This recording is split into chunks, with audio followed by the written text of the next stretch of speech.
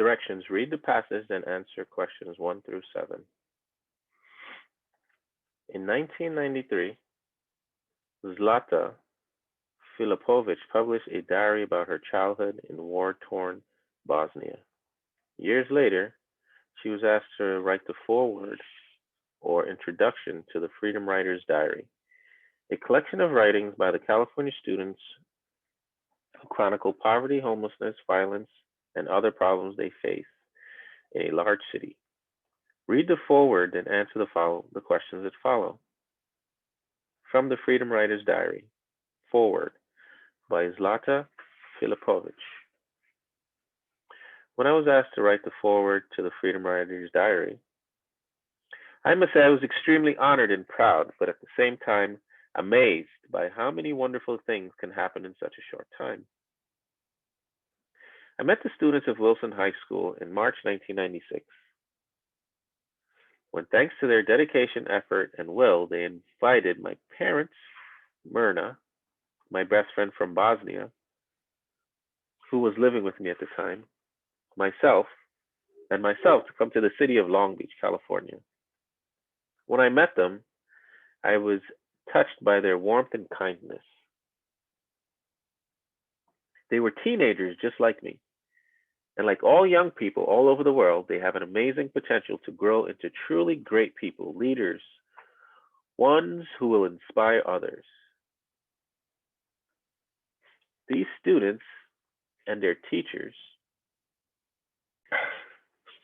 these students and their teacher, Erin Gruel, chose to read Anne Frank, The Diary of a Young Girl, my own book, Zlata's Diary, A Child's Life in Sarajevo, and many other books, and were inspired to start writing their own diaries.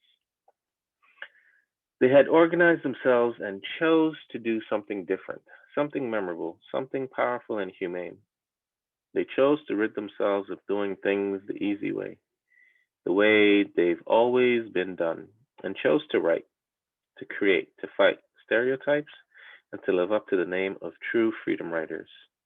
I am immensely proud and happy to have had a chance to meet them and to play some role in their growth as human beings.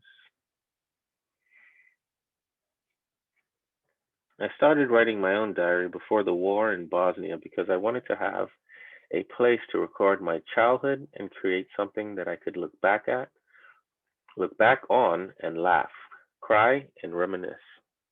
I wanted to see myself grow through my writing. Some of my older girlfriends had had their own diaries, and having read the diaries of Anne Frank and Adrienne Mole, I was absolutely certain that writing a diary was the right thing to do. I never imagined that my diary would be published and certainly didn't expect it to become a war diary.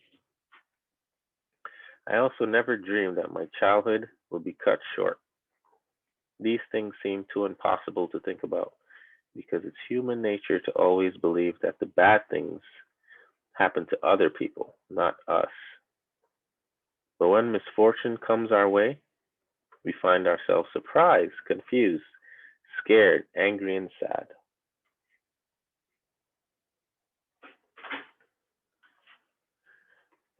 When the Bosnian War started with all its horrors and disrupted my happy and carefree childhood, my diary became more than a place to record daily events. It became a friend. The paper that it was made of was ready and willing to accept anything and everything I had to say. It could handle my fear, my questions, my sadness. I discovered the beauty of writing when one can pour oneself onto a great white emptiness and fill it with emotions and thoughts and leave them there forever. And I kept on writing during almost 2 years of war. It became a type of therapy for dealing with everything that was going on.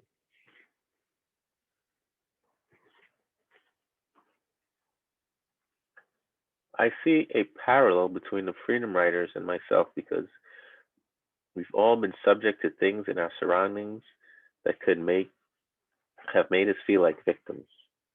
Life brings good things and bad things. It makes people sad and happy in their own homes, within their families, in school, and on the street. Sometimes we suffer because many things over which we have no control: the color of our skin, poverty, our religion, our family situation, war. It would be easy to become a victim of our circumstances and continue feeling sad, scared, and angry. Or instead, we could choose to deal with injustice humanely and break the chains of negative thoughts and energies and not let ourselves sink into it. Writing about the things that can happen to us allows us to look objectively at what's going on around us and turn a negative experience into something positive and useful. This process requires a lot of work, effort, and greatness, but it is impossible, and the Freedom Riders have proved, but it is possible, and the Freedom Riders have proved it. They've chosen a difficult but powerful path. After I left Bosnia, the war continued, and as we've recently seen, a similar thing happened in Kosovo. People have asked me what I think about this, and all I can say is that it makes me terribly sad. Now, almost all of the young former Yugoslavians know what a bomb sounds like, what a cellar is, and what the absence of water, electricity, or home feels like.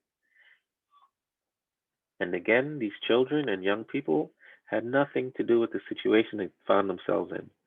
I just hope that the anger, hate, and sadness they experience with will not remain inside them and that they will be able to rise above the experiences. Because if they grow up holding on to such terrible feelings, it could lead to another war sometime in the future when the fate of the country is in their hands.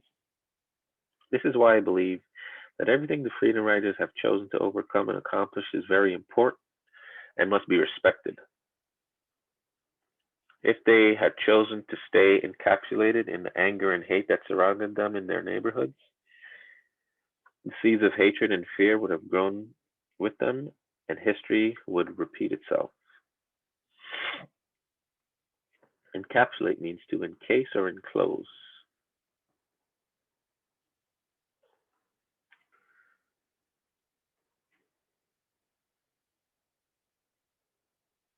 Would repeat itself with their children in the future. The Freedom Riders chose to break the cycle and make their positive experiences a lesson for generations to come. And of course, I will always very highly respect and admire the Freedom Riders' mentor, their friend and teacher, Erin Gruel, who is also my friend. She never wants to be congratulated or held responsible for the great things that came out of room 203 at Wilson High School, but she must be. She was and still is much more than a teacher to the Freedom Riders. She was a parent to those who did not have or could not communicate with their own. She was an older friend who was fun to be around, but she was also very loyal, someone who cared and fought for each one of her kids. She shared her education, tenacity, and love with them and made a huge difference in her students' lives. They could have remained the underachievers they'd been labeled before they arrived in her classroom. But in just several years, she made a tremendous difference and created a safe place for them to grow and blossom into amazing people. She made authors and, I dare say, historical figures out of them. Many teachers consider their after school time to be precious, but Erin gave herself over to her work. She was dedicated to helping her students learn, opening their eyes to injustices, and guiding them to the weapons, in this case, a pen, knowledge, a measure of faith, and an unyielding determination with which to fight intolerance. Finally, she taught them how to assume their rightful place in the world. I know her students will remember her for the rest of their lives, as well they should. I wish that teachers everywhere were like her, because the world will be a much better place. I always say that the young people are the future of the world, and if we start with them first, If we educate and develop a sense of tolerance among them, our future, the future of this world, will be in good hands for generations to come. How many good things can come out of a bad situation? I'm a perfect example. I was a small, happy Sarajevan girl whose country was struck by war. Certainly, I was put in the position of having some say and possible influence in the world. I did not want the responsibility, and I wish that my diary had never been published. If not for the war, there would have been no reason to share it with the world, but nonetheless, some good has come out of it. Anne Frank's diary inspired the world, and good has come out of her tragedy. Her strength kept her going for as long as it could, and subsequently has been recognized by millions of people, young and old. The greatness of those who are no longer with us, fortunately, remains to lead and inspire those left behind. Tenacity means persistence or stubbornness.